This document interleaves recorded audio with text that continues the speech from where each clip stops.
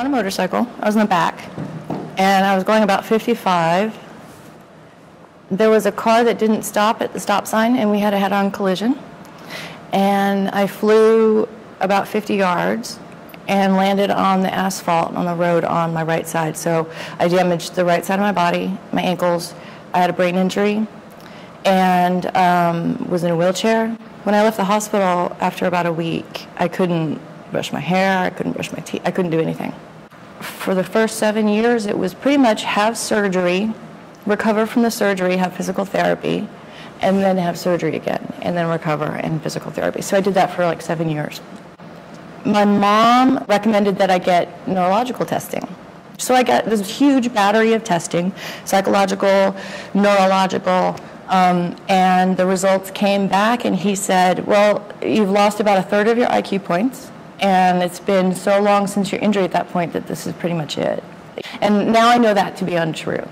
At the time, I thought, okay, well, this is it. I'm never going to get back to my career. I'm never going to be able to do any sort of cognitive thinking, sequencing, planning, time management. You know, I was at a loss. And my identity was so wrapped up in my career that I was striving for.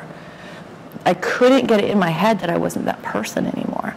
So I kind of had to go through a mourning process of who I used to be, to let that go and to start understanding who I am now, what I can do now. All of a sudden, the way you used to do things doesn't work.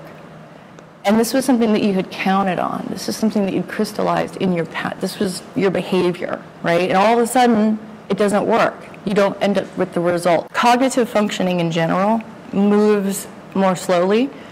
There's more cognitive fatigue.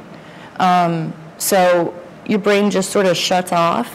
It's just had too much information, and it shuts off at way, way sooner than you're used to.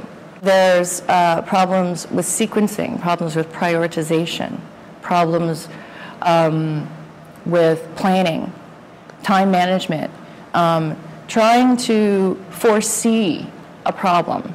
So you're blindly sort of going through life without a metacognition, without self-awareness. I would lose track of time. I would get distracted by things. I would forget. I would go to the kitchen to get something and forget why I went down. But it's almost magnified. It's so intense that it's difficult to function. It's like a hyper example of when you're so tired and so stressed out that you just can't even think. I just thought there was something wrong with me, and I didn't know what. People with brain injuries tend to become very isolated. It's a really interesting process to go from somebody who's completely social to somebody who's becoming sort of antisocial. It was just, everything was different. Everything was new. It's difficult to keep a date. It's difficult to make plans. It's difficult to think about the future. It's difficult to be aware of yourself in the world. And I didn't have a clue as to who I was post-accident. I lost my identity. I lost my purpose in life. I lost my passion. And then there's depression. You have to deal with depression post-injury too when you have a brain injury. I identified with my education. I identified with my future career. I identified with my experiences, the way I thought, my ambition. I was total like type A personality. You know, I'm just going to do this. It's going to get done. I'm going to be vice president and take full classes and work full time. And so I did. And you can't do that with a brain injury. The ATEC department in Goodwill came to me when I was in the acquired brain injury program. Assistive technology makes it possible for me to function in today's society with a brain injury.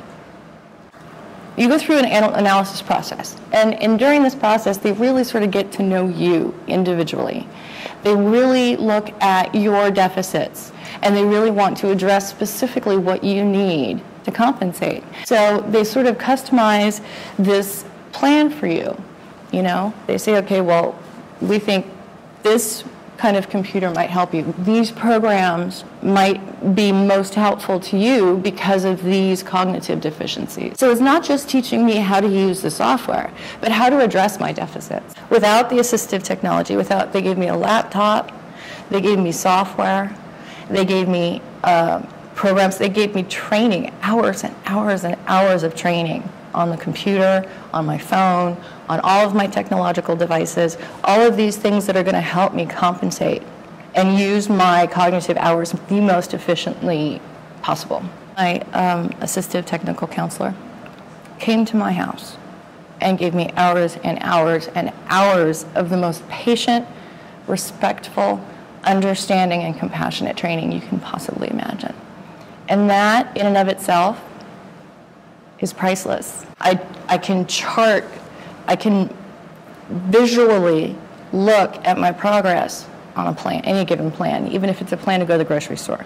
Any plan, you have to really sort of plan it out. I would be